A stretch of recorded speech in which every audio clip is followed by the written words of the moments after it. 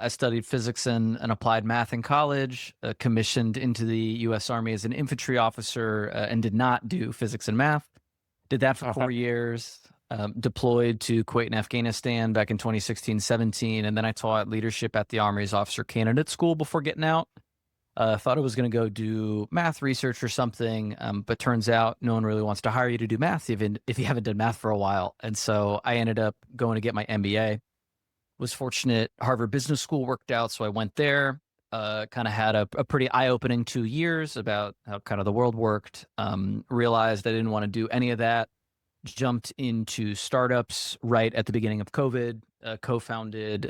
Really, I was like the third sweat equity co-founder of an e-commerce software startup. Basically helping media publishers like think Old World Media doing website stuff, syndicate a lot of their content, which was a good time to be doing that in COVID.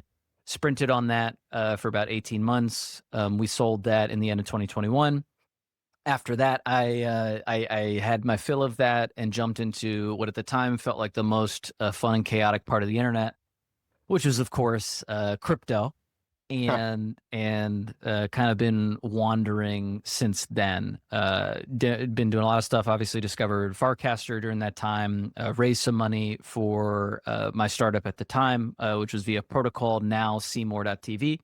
And now we're helping creators build their list, which is everybody that they need to know that's engaging with their content and everything that they're putting out into the world. Have you guys explored, well, so, first of all, thanks for sharing that. And I am curious about a couple things about the earlier part, For sure. but maybe we'll go in like reverse order a little bit. So when you talk about, helping creators build their lists, um, like what is, maybe you could sort of elaborate a little bit more on, first of all, like what that means. And I wonder, just given, sort of your interest in crypto as well, if now or, potentially later, have you considered any part of this sort of strategy involving sort of like crypto, like building sort of like an on-chain audience or identifying your on-chain audience through on-chain activity? Or is it more focused on, for now, like, non-crypto content creation, finding people who are reading your, Substack or listening to your podcast and things like that? For sure. So the idea of the list kind of comes from my own personal experiences trying to create content, both like on Farcaster, other places on the internet, videos. Now also running my own show with a friend of mine, Kristen, called OK Banger. And the thing that we run into the most is that we have a good intuitive sense of who likes our stuff, who shows up to the streams. We're doing some crypto native, community building on there with Pods. Shout out to them, pods.media. Yeah. And but like even with all of that, it's too many pieces in too many places for a creator who pretty much all are one person or like really small teams. And frankly, they're busy building or like making the content they're trying to make. And so the vision for like the list is really the vision of taking that part of being a creator that platforms can't take away, which is a group of people that genuinely like you and what you're putting out, and putting that in a spot where you always have it. You don't have to really think about it, and you don't have to do the kind of tidying you have to do with the spreadsheet apparatuses we tend to build up.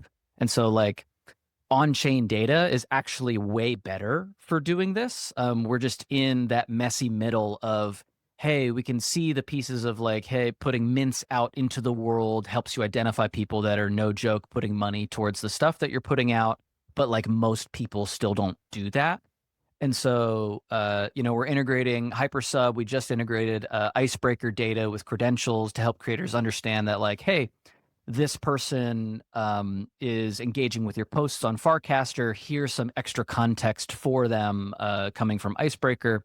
And so, like, I view on-chain data as where I expect the world to go, or at least in parts. But obviously, we live in a mostly like Web 2 social media economy still. Right. So you guys are mostly going to cater to sort of taking this really messy set of Web2 data and cleaning it up for the creator, with the idea that eventually this stuff may move towards more on-chain data, which will probably I mean, there'll still be probably value in a service that cleans up the data and presents it in a friendly and easy to read way. But on-chain data should be maybe more naturally clean for the creator to sort of read. That seem roughly like right to what you're saying? I think the beauty of on-chain data isn't that it's necessarily cleaner, although like the parts that are earlier, it is just by nature cleaner because there's less people, screwing around with it or like Right. astroturfing different parts of it. Although that's actually happening a lot, which I'm happy to talk about. The the important part about on-chain data is it can't get taken away from you at a moment's notice, right? And that's kind of the nature of, I mean, we've seen with the Twitter API for anyone that's trying to get useful data from that walled garden. It's just a nightmare. And then all the other platforms have their own API gateways or, this Rube Goldberg machine of individual scraping and third party tool. Like it just sucks, man. And so what we're really trying to do in the near term is to pull out the like 5 to 10% of people that engage with your stuff that like, oh no, this person actually cares about you. They didn't just like see you once and then like something and then move on. And it's sometimes surprisingly hard to tease that information out, not because it's like hidden, but because there's so many bits of information flying at you that you don't realize that, oh, this person showed up to your live show like 10 times in a row and has minted every single show episode. Like that's the kind of stuff that frankly like we're trying to pay attention to it and we're realizing as we dig into the data a little bit more. So what's an example of like your like right down the middle uh customer or creator? Like what is who is that person? Like what are they doing and what are they seeing by using your product?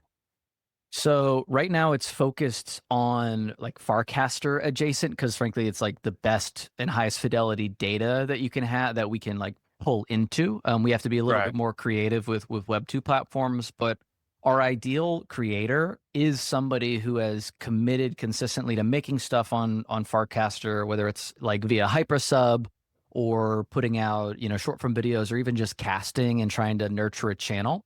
What we're doing for those people is we're pulling out, the 10, 20 people that they need to be paying attention to, both in terms of like that person's energy and fervor with engaging with like, say, their channel, for an example. And also identifying people that are like following them, maybe have like replied to posts in a channel that they haven't really realized, but they're an important part of the community. So somebody who might be big or was early to Farcaster that has been engaging with your stuff, but somebody that you could spend a little bit more deliberate time talking to or reaching out to because they've shown a proclivity to like your stuff already. Right. And then they are they able to use that to find like the next segment of people that are like, so is it sort of like, similar audiences sort of thing where you can match, the 20 top people to try to involve and engage more top people who are most likely to enjoy your content? Or what are people doing with this data basically? Yeah, so right now I'm calling it the gather phase of like you already have these resources within your community that you're not paying as much attention to, perhaps because you're doing the hard work of creating stuff.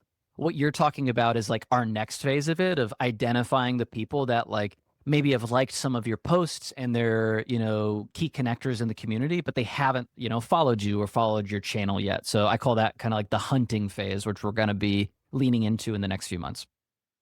Got it. And what was I going to say? Um, is there, you mentioned like sort of this focus on the Farcaster ecosystem to start, first of all, because it's like easier to get the data. But do you have desires to go outside of that near term or long term, or are you really trying to like sort of pair with Farcaster and just grow with Farcaster? Because I feel like, I've been talking to some of these people who are like sort of building businesses that are pretty dependent on Farcaster continuing to grow, significantly into the future. And I feel like some of these people are after, a year plus or so of working on whatever it is that they're working on, they feel like sort of, reducing dependence on Farcaster's growth to sort of make or break their own currently Farcaster dependent business. But I think there's also, a lot to be said for the other side of the argument, which is that, hey, even if Farcaster is, still relatively small today and not guaranteed to continue to grow, those are the types of things that, big rewards require significant risk. And if you're willing to sort of like bet it all on this platform where other companies may be hesitant to do so, then if that bet sort of does work out and Farcaster does turn out to be, for example, like the leading, decentralized social network, then your company is sort of like assuming that you're doing other things well, you're poised to benefit, more so than others who sort of like hedge their bets. I'm curious where you sort of fall on that spectrum.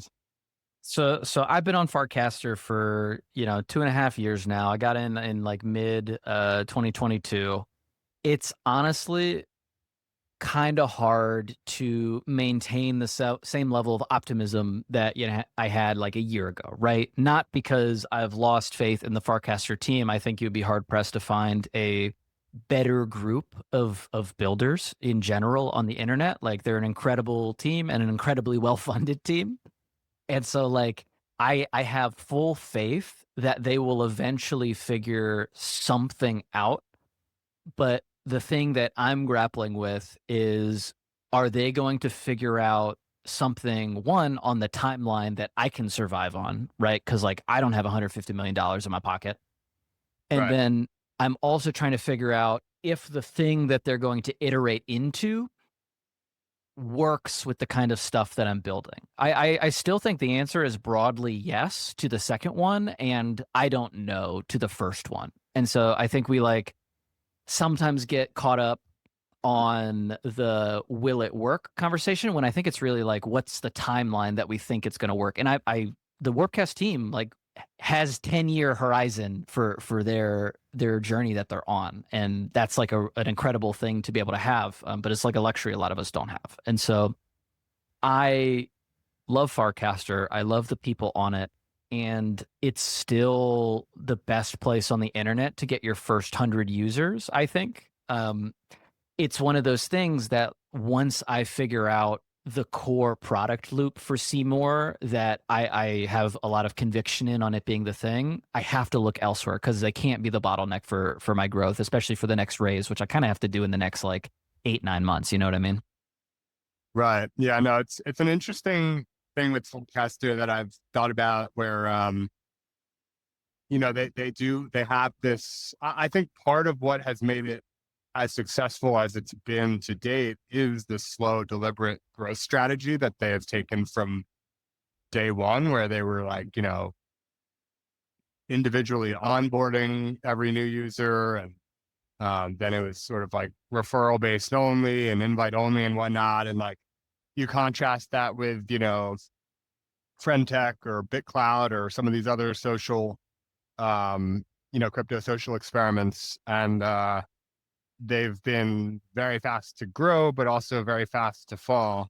Yep. And I think that's, you know, partly that's going to be like sort of due to the product, but partly, and just sort of like the nature, like both of those examples I just mentioned were like much more money oriented, which brought a lot of money in, and they were on, bond curves. So then once people started selling, it sort of becomes this like, it just crashes basically. Yeah.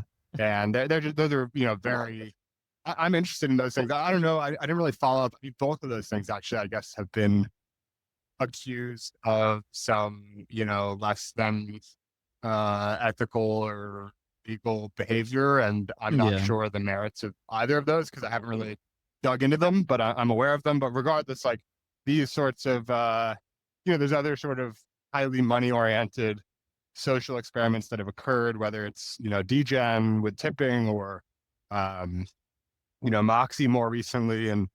And obviously like in Solana world, there's, pump.fun, like these social and highly financial things are being experimented with. And it, I'm give the benefit of the doubt to the idea that some of them will work not only short term, but also like persistently. I guess pump.fun is maybe one of the earlier examples of something that has persisted longer than some of these other things. But that's For like sure. that's less social. Even I would say that's like calling that social is kind of a stretch almost. Yeah. Just a meme coin launcher, but For sure. anyway, like these ideas, like they're all like very interesting to me. But I think Farcaster, like from the very early days, was like we're not going to have this like huge growth followed by a huge fall off. We're not going to integrate, we're not going to like sort of make this financial first and foremost from the beginning or anything like that. We're not going to launch a token or anything. And part of what's enabled them to take that approach is, to your point, the fact that they've been extremely well funded, um, from the early days, and then more so even with their latest raise. I forget exactly when that was, but that's I think the $150 million that you're alluding to, or something along those Yeah. lines, like some amount like that. And I've thought about like whether, obviously at face value, it's like, yeah, with I have $150 million to work on what I want to work on for a long period of time. But I have wondered, like, for the probability of success or various levels of success for the business, like what is that kind of fundraise for a business that doesn't really need that level of funding necessarily, on any short-term horizon, at least, with like, I understand like still a pretty lean team that they're working with. Granted, like, people are well paid, but still it's just like, it's not like they're like launching rockets or something. For sure. It's like, just basically paying for people.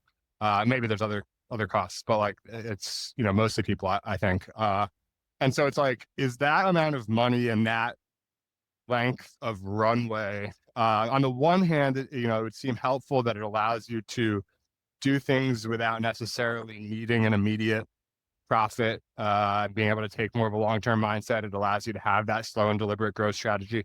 But on the other hand, there's just naturally got to be a little like you can self-impose a sense of urgency all you want. And some people are maybe better at doing that than others. Some teams are going to be better at doing that than others. Some leaders of teams are going to be better at doing that than others. And Farcaster, for what it's worth, seems, pretty capable of that, with just being able to, ship updates relatively frequently, and not being afraid to make changes, and ship things and whatever. But you can't ignore the, the situation, which is that like there is not as much of a financial motivation of urgency. And I wonder if that, at a certain point with a certain runway, that actually can make it like quite difficult to build a successful business. And, if that's the case, also dragging out the realization of that outcome because you have so much time to sort of like play with, if that makes sense. Yeah. I mean, it's kind of the main question about fundraising rounds, right? And the thing that we've kind of seen happen over the past few years with, the frankly ridiculous evolution of LLMs and their ability to augment teams is kind of this big question of, do you even get this 1,000-person company thing to happen anymore? And so like it makes it even more of a question of like, do you really need $150 million to do the thing that you're trying to do? And so I think of myself honestly a little bit as like a Dan, not acolyte, because I have like plenty of like criticisms of Dan, but like I've studied this dude for 2 years, watching all the stuff that he's been doing on this platform. One, because I just find it interesting, but two, because I think he's frankly really thoughtful. Even if I like disagree with him on some stuff. But like he has a lot more experience of helping build product at scale than I do. So like I should sometimes shut up and pay attention, right? And so some of the things that I think help answer the question is like, it's not just like should you raise $150 million? It's like, who should raise $150 million? I don't think it's, the person that just graduated college and wants to, make a restaurant finding app, like a classic tar pit idea. Like it's a person that knows how long their journey is going to take. And that's how I think, whether he's right or wrong, that's how I think Dan is actually viewing himself in this like process. I also think it's needs to be raised by somebody who has studied the idea maze of the problem that they're trying to solve. And the idea maze for them is like the landscape of mega social apps.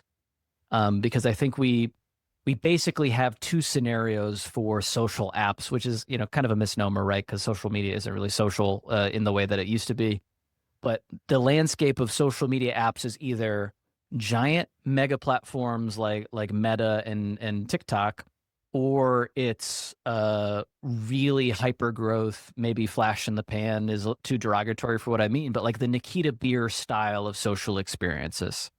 And that is kind of the two that have come out over the past 5 years. And Dan says it all the time, but it took TikTok, a decade and, spending $1 billion to get to where it is today. And I think like that's Dan's mentality with this of raising the 150 million. I don't know if they're going to do another raise, but that is where I think he thinks the puck is going for what they're trying to do. Right. And I guess the question there, it's like, okay, benefit of the doubt, you know it's going to take, or at least your thesis is it's going to take 10 years. And it's gonna be really hard. You have to pay people well because you need really talented people, et cetera, et cetera.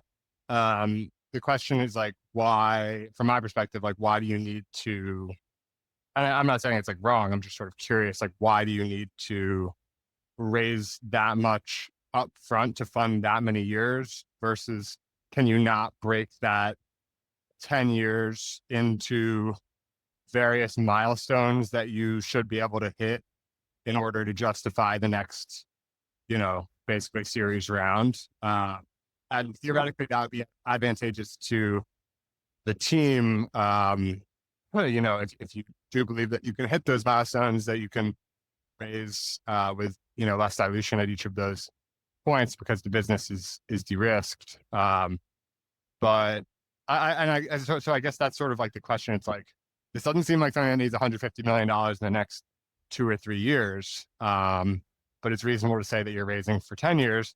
But then the question is like, okay, well, why not just raise for like 3 years at a time, 3 times over the next 10 years or something like that? I don't know the answer to that question. I don't expect that you necessarily do, but it's just something that I, sort of wonder about. And for what it's worth, like I've been on Farcaster for, I think, roughly the same amount of time as Yeah. you, like late 2022, something like that. And I don't know. I've sort of gone. I wouldn't say that I mean, granted, I'm not building a business dependent on Farcaster, and I totally understand, what you said about like you can believe in Farcaster long term, and still not want to be dependent on it because the time frame just won't, well, either won't or might not, match up. You might not be willing to make the bet on the time frame that you're willing to make on the overall success over sort of unlimited time frames. That makes total sense. But I think also, like, I don't know, I've gone through, like, when I would say roughly my first year on Farcaster, like I liked it. And I recognized there's like a super high quality community, which was like kind of the coolest part. I was like, wow, like the average user here is great. And when I post something, it might get like less likes than Twitter, but it gets like more actual, quality engagement. Like people are actually replying and people are doing so thoughtfully. And like, that's pretty cool. I haven't really been on a social network like that, maybe really ever. And so like, I was like, okay, I really like this.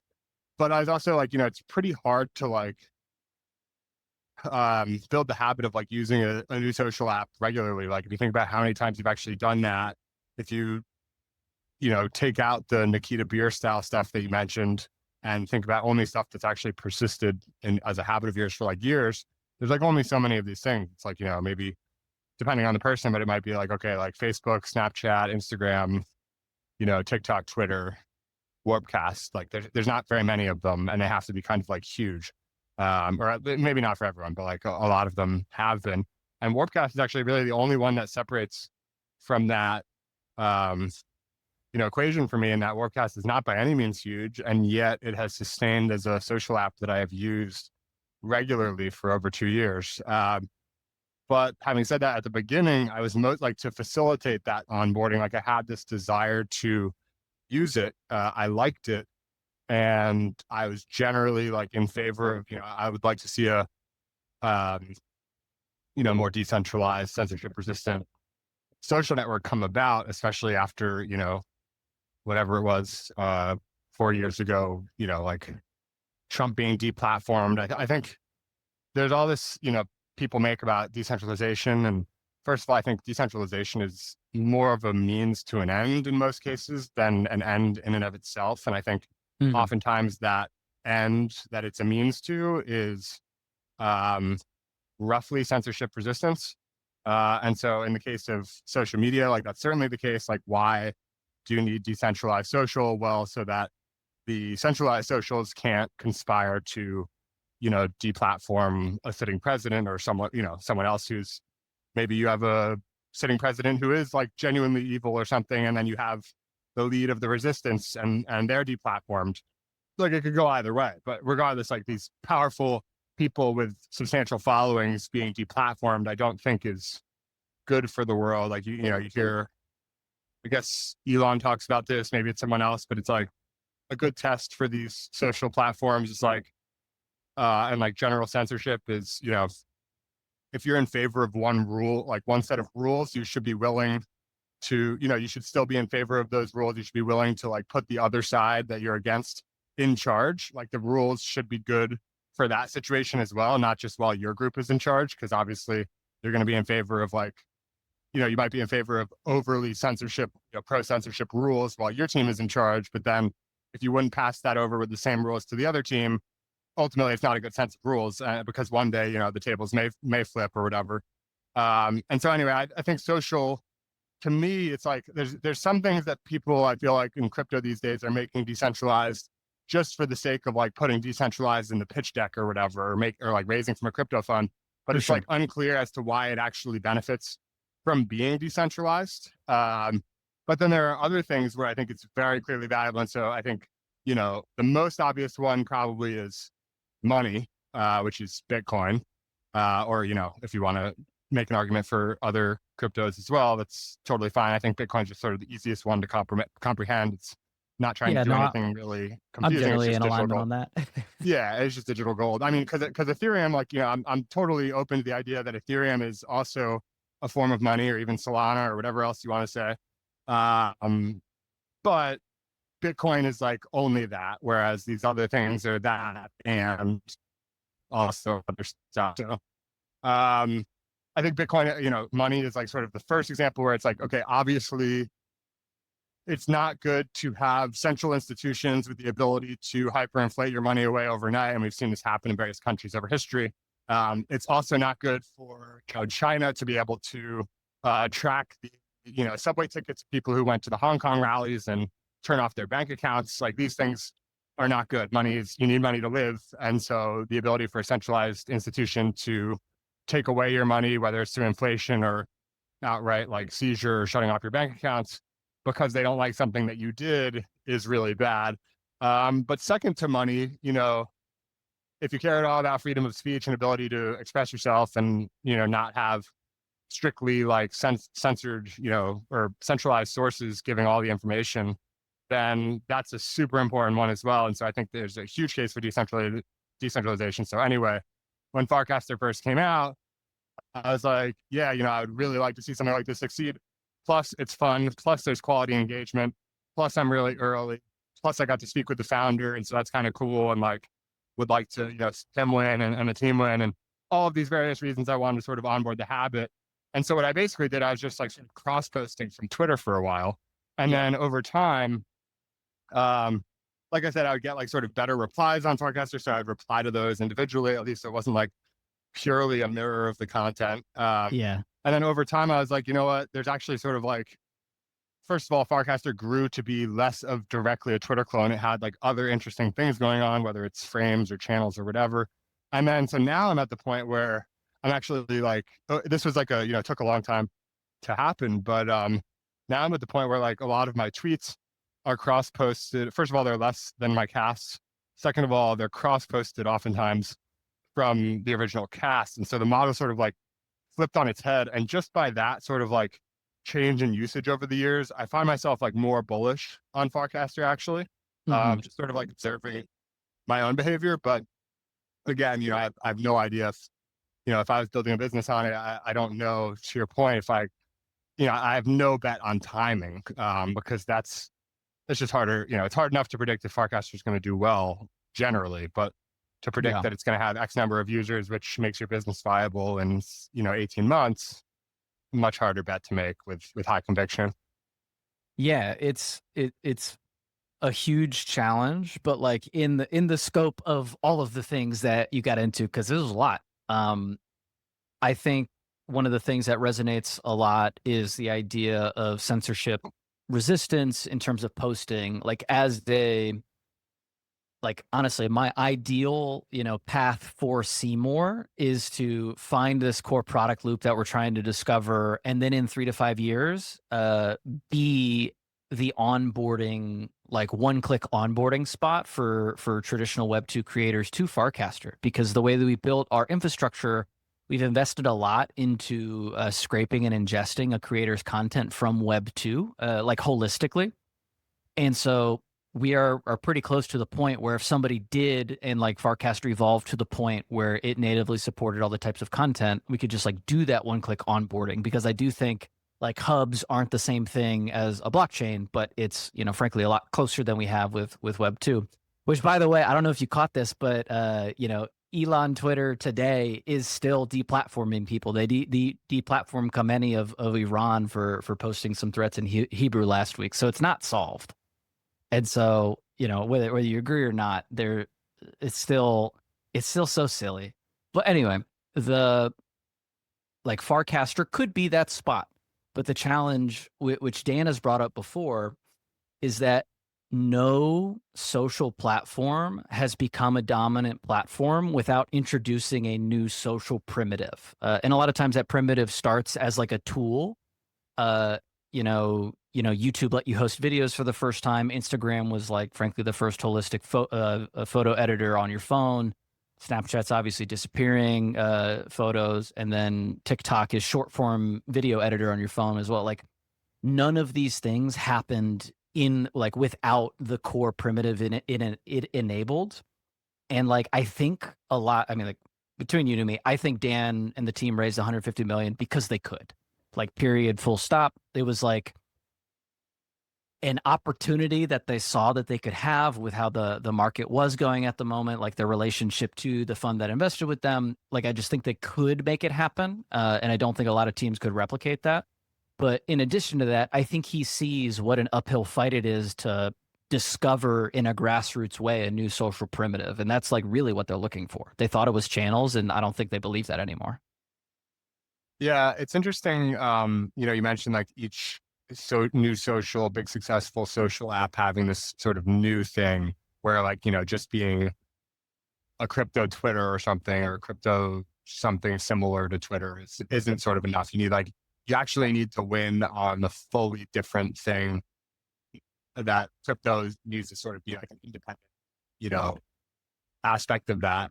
Uh, and actually, as I'm saying that, I mean, you would think that the thing, like just going and creating this new, like super popular, potentially like better than TikTok social primitive seems like a really hard problem to solve. It's like, why should you be able to go solve it just because you decided you want to go look for that thing? Like tons of other people are trying to do that, etc.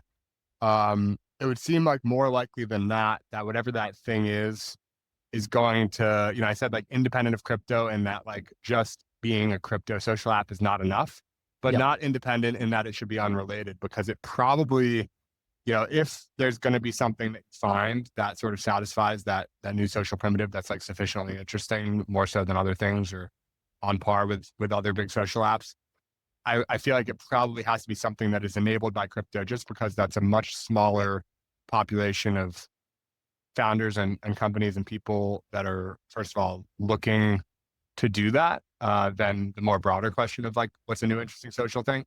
And second of all, because that's probably, first of all, I think that there are, well, I got like, first of all, second of all, and then back to first of all, but second of all, because that's where the team has their expertise. And then I guess third of all, because I genuinely think that crypto, like, there's interesting things that have been built. Things take longer than people want. There's Bitcoin, there's Ethereum, there's Solana, there's meme coins, there's USDC, there are NFTs, there's prediction markets. these are all things that like have succeeded in big ways, I would say. And then there's other things that maybe have succeeded in smaller ways. And I'm sure I'm forgetting some things as well. Um, but it seems still that there are interesting things that crypto enables that haven't even really been touched upon yet. And I Mhm. personally am like very bullish on, um, bullish might be the wrong word, but I think we have yet to really even peek into what can be cool on the side of like interoperability. And sort of like what we were talking about earlier in terms of like this data, like it's easy for you to accrue this data from, all this on-chain activity.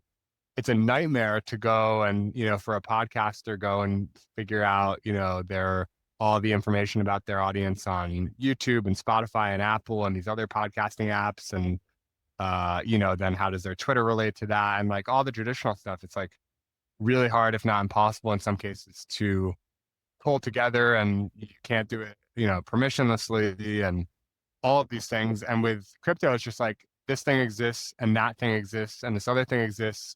And now we can just go pull all of that and like use all of that and build some cool experience with that.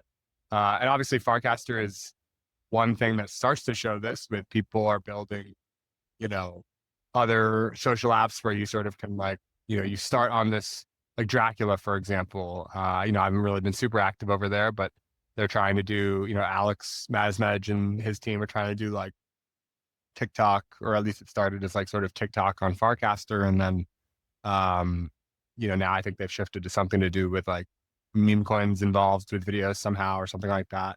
But Yeah. regardless, it's like you sign up for the thing, and it's so different than signing up for previous social apps where you just start from scratch. You sign on there, you immediately have all your Farcaster friends.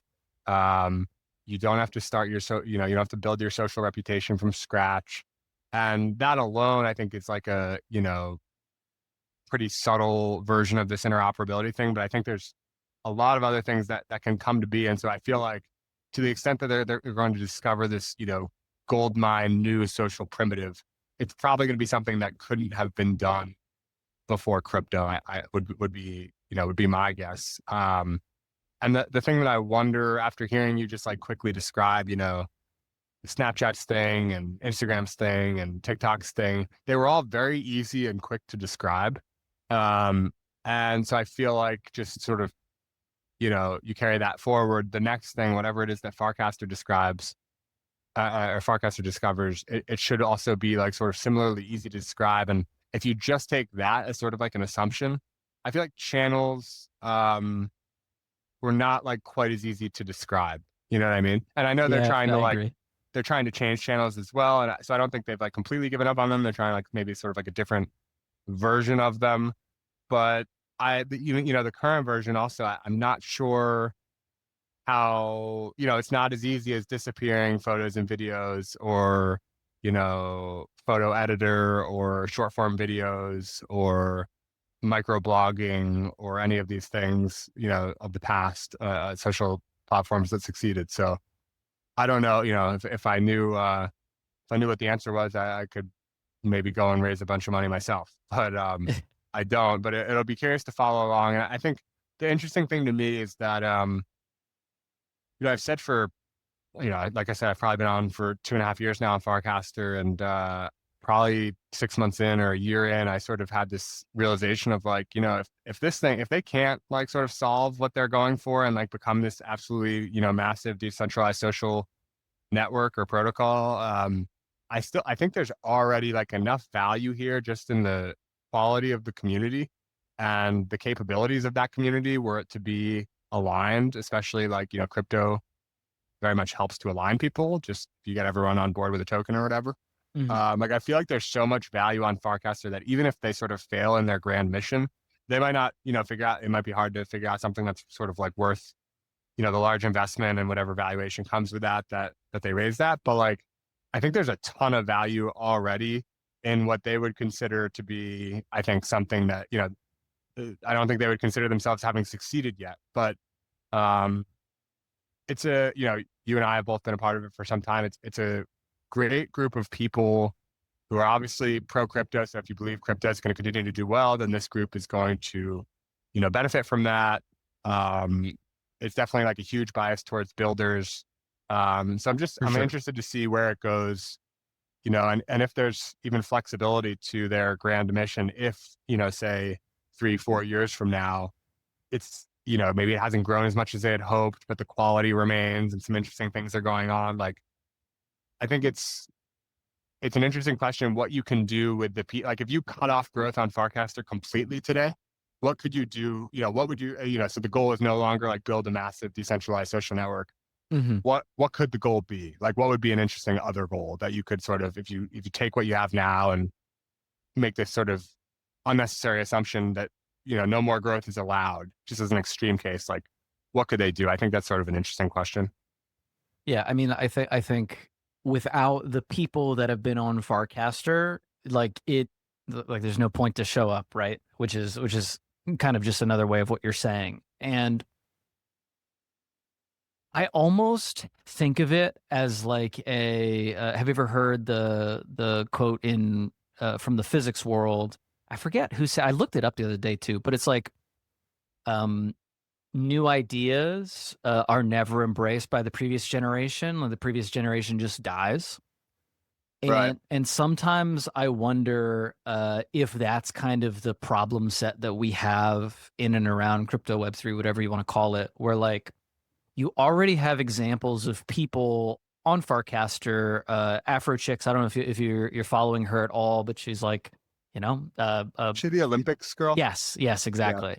And she's like posting her journey on like Web3 social primarily, like earning money from Zora Mints, like no joke, sponsoring herself in a real way with mostly, if not fully on-chain posting in a way that's like frankly unimaginable for, for like not in a derogatory way, but like somebody just starting out on social in Web 2. Like you can't do the same thing. And Right. as you get more people that see people like her that are succeeding, like obviously people can't succeed in the exact same way if the audience stays the same and a bunch more creators come on. But I truly believe audiences flow to wherever the content is the best, and audiences get to decide what that is to them. But like for creators, the deal is like infinitely better in an on-chain world. Like all of the things we're talking about as being public goods or community goods in terms of censorship resistance, like owning what gets like put on chain and all that, like it's so much better for creators. And if it didn't have the stink of crypto on it, like people could see that. And like that's why some of the big creators did dip their toe into crypto because they like no joke saw the promise, right? Like they were dealing with their analytics getting rugged by whatever platform they were on and there was nothing they could do about it. And so like I think we probably do hit this I don't know, growth stagnation or keep going sideways for a little bit, but like the more new people that we can like catch their interest before they figure out what's going on and they can just like look at it on its merits, like it's so clear how much better it is, like even like as a dev trying to integrate with web 2 versus web 3 stuff, it's just so much better once you get over the initial learning curve.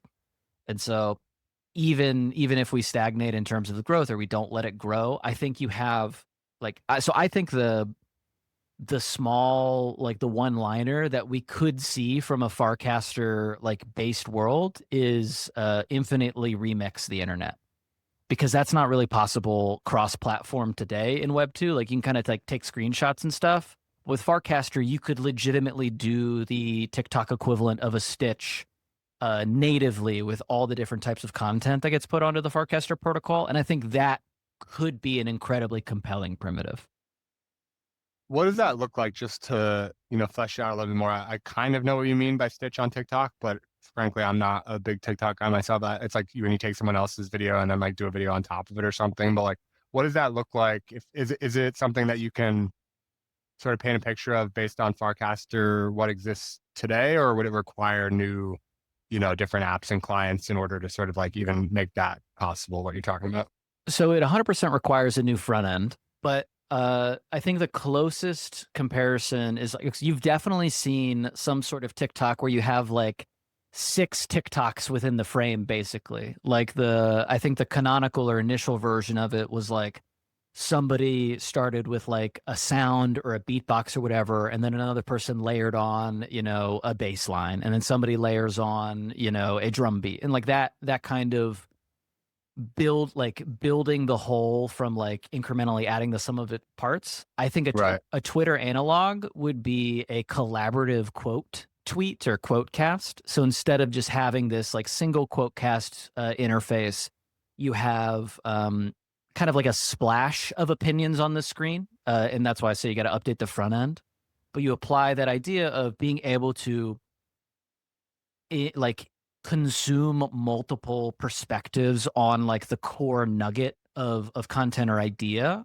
I think is something that is uniquely enabled by how Farcaster works, at least as of today. I mean, quotecasts you can only do one, but it's not that hard to see how that could stack on top of each other with a couple FIPS getting submitted. Again, You know, what? Well, sorry, go ahead. oh no, I was just gonna say like obviously it's a lot harder to do than it is to say, but this idea of, hey, we think crypto improves coordination, why wouldn't we explicitly do that with content?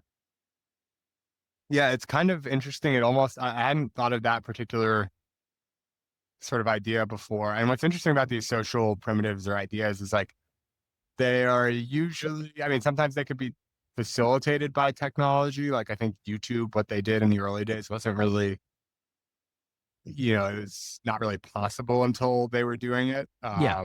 with like the video upload. And maybe there's certain aspects of other thing, like maybe Instagram needed the cameras on the iPhone to be of a certain quality before that was Yep. feasible. I'm not really sure if that actually lines up with their timeline or not. And some of these, some of these others maybe less so. Like Snapchat doesn't. It's not sort of like the disappearing thing wasn't like a technology that came about. It might have had something to do with the camera quality or something as well. But like some of these, I think might be somewhat dependent on technological For sure. advancements, and certainly if we're building something that's sort of crypto dependent, then that would fit as an example. But others, what I think is interesting, like you look at something like, this isn't a social technology as much, but like Airbnb, I'm always interested in sort of these quote unquote technologies that or technology companies that are not actually like technological advancements as much as they are like conceptual advancements or like new concepts that are Hmm. introduced that are just really compelling.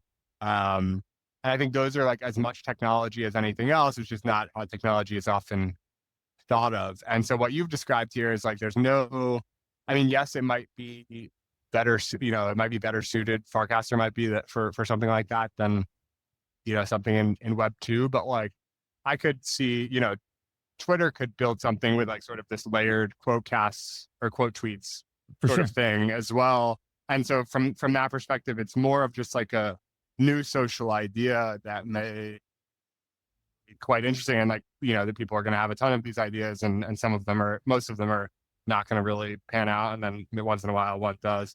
And so this particular example, I hadn't previously thought of. And one thing that's kind of interesting about it is like, I'm sort of after your last description, I can sort of picture what you're talking about, I think a little bit better. And if the text-based version, rather than like sort of video or images or something, like you mentioned, just a simple, like you're quote tweeting a quote tweet of a quote tweet or whatever. And it's just sort of like this layered thing versus what Hmm. we're accustomed to seeing. It's more so like you can see a single tweet or, cast consider them sort of interchangeable for the sake of this example. You can see like a single cast, single tweet. You can see, a thread. You can see a single one with a number of replies. You can see a quote, single quote with a number of replies. And if you see a quote of a quote, which is, it's possible, but it doesn't look good at all. You have to click in to Yeah. see like the next layered quote. Like you can't see all of it at once. And you'd have to just like keep clicking. It's kind of like horrible design for that. And so if you optimize for that particular design, it's kind of interesting because for a couple of reasons. One is that I feel like it gets to be more of a dialogue and allows for more context than currently short form text based social media allows for when it's just Dunk primary tweet. architecture. What's that? Dunk architecture. Yeah, exactly. It's like less dunk architect. Well, maybe it's more, I don't know, it might be more dunks, but it's like people just, you know, carrying forward a conversation potentially in a maybe that's an optimistic view, but that's like one thing that it could sort of allow for. And then what I got to thinking was kind of interesting about it, almost like poetic maybe, and if it's built in a, you know, crypto context, is that it almost is like sort of symbolic of like how blockchains work. That like sort of, Mhm. it depends on how the design would work, but there, Yeah, I you get can what you're imagine, saying. Yeah. yeah, you can imagine that, let's say this quote tweet is already like 3 quotes in or something, and then two other people, want to quote tweet that one, or 100 other people want to quote tweet that one, but like two of them are like really compelling and really popular. Maybe they're by popular accounts or like whatever it is, or they're just good ideas. And so like those two are carried forward, and one of them has like 10,000 views, and the other one has like 15,000 views, and then there's a long tail of other ones that like sort of didn't really get picked up because they weren't like as popular as like these two versions of carrying that conversation forward. And then like people might, quote on top of those. And then like, maybe they have the opportunity to like sort of redeem the one that wasn't as popular and make it more popular again because the way they carried it forward is more interesting. And then the other one sort of like dies out because no one was able to take that quote to like the next level. And it's almost like you have this like a main thread that like sort of persists through this series of people quoting.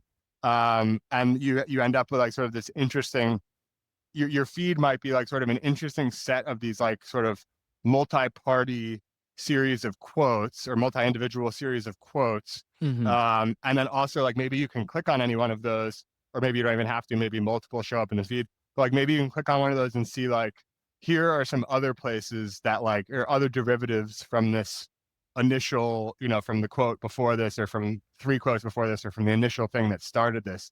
And like that could be just like an interesting, I mean, it's something that doesn't, to my knowledge, doesn't exist. And I think you just never know when you introduce something, a new social primitive like this, you just never really know what can happen. Like, who would have thought that? I mean, I think it would have been hard to predict at least that, um, from like blogging, if you put a pretty severe constraint on the number of characters, uh, and did basically microblogging like Twitter was, that would actually be like way, way, way more popular than blogging itself. That would be something Yeah. that people would do, every day or even every hour or be reading all the time or whatever. And so like these seemingly, hard to predict constraints can have like these really interesting results. And I think, again, having never thought of this concept before at all, the one that you describe is actually something that I would be really interested in seeing in the world. So maybe if you have any spare time on the side of Seymour, maybe you can do a light build of a client or something. Honestly, like it's never been easier to like riff a project like this, with all of the support tools that are out there. I actually brought this up to Dan like a year and a half ago, I think, because as you probably remember, the reply chains in these conversations on Farcaster used to go really, really deep. And they still do in some spots, but some of the most interesting conversations that people did involved quoting other casts that people had into the reply chain. And so what was like I think really magical about that experience is it was a lot of like interweaving different parts of Farcaster, like different pockets of conversations with each other. And Mm, so the like I had asked Dan for a better interface for that embedded conversation weaving, but maybe it's some ideas take time to take root and really get develop. So maybe this is time. The other thing about Farcaster, which I do think people kind of sleep on, is how fast talented builders can like ship and iterate stuff with it, just because of the way it's designed. The only part of the Farcaster ecosystem that really works this way right now is the data ecosystem. But have you spent time playing around with like Farcaster user stats and the different apps like that? not too much. User stats, like as an app. I'm not even sure actually what that is. So I mean, like you know, podcast analytics or Twitter analytics, like the things that you would expect to come with like an add-on to a social platform for that's like data focused. Yeah, I mean, I've seen like farcaster.in, and I've seen like some Dune dashboard metrics, but I'm not sure if that's what you're talking about. Yeah, so all those fall into the same bucket. But Okay. if you there's at least 10 out there, probably more that I haven't seen in the feed and all of them kind of hit useful parts of the farcaster data ecosystem in different ways. And that's something that it's very hard to have that kind of, like, basically farcaster's punching above its weight in terms of like the ability to look at farcaster data. Now the pot of money on farcaster for people to like pay attention to isn't that big based on the like constrained by user size and the size of the pie. But the fact that in people's spare time as side projects and some like, I think ill-fated main projects, you got a pretty robust data ecosystem or like data tool ecosystem out of Farcaster. And I think like with maybe one or two orders of magnitude more user growth, you'll be able to replicate that with social experiences like the one that we're talking about. Because like Mm. nothing changes in terms of data accessibility, barring some catastrophic change in Merkel's priorities. But like, if you could take the data set of TikTok or YouTube or whatever and remix it and like flip it the way that you can with Farcaster, like I think we really would bring about like a renaissance in content adjacent apps, because like people are infinitely creative and infinitely like determined, and they'll just like experiment. And so with enough trials, I think we will find really interesting stuff to just like, we're in this like messy middle part. Yeah, no, I agree. It's gonna be interesting. And part of the I think frustration that some people have is just that there's all of this all of these cool things that sort of seem possible and like they can maybe happen in like the relative near term, but everything just seems to take a little bit longer than everyone wants. And it's, we're sort of stuck on some of these legacy platforms still. And some of the more creative ideas that we want to see aren't really coming about as fast as we'd like. So it'll be fun to watch. And hopefully, regardless of what you decide to do with the business with Seymour in terms of dependency on Farcast or branching out to other, not being as dependent on Farcaster as well. Um, I expect that we'll both be around individually for a while, and excited to see where everything goes. But I know we're over on the scheduled time. I gotta start booking these things for longer, so that I don't keep having to apologize for everyone for going way over. But been a great conversation, and look forward to hopefully doing another one on or off the record, and being in touch on the feed. Of Yeah, dude, it was a blast. Thanks for having me on. course. All right. Have a good one, man. See you, dude.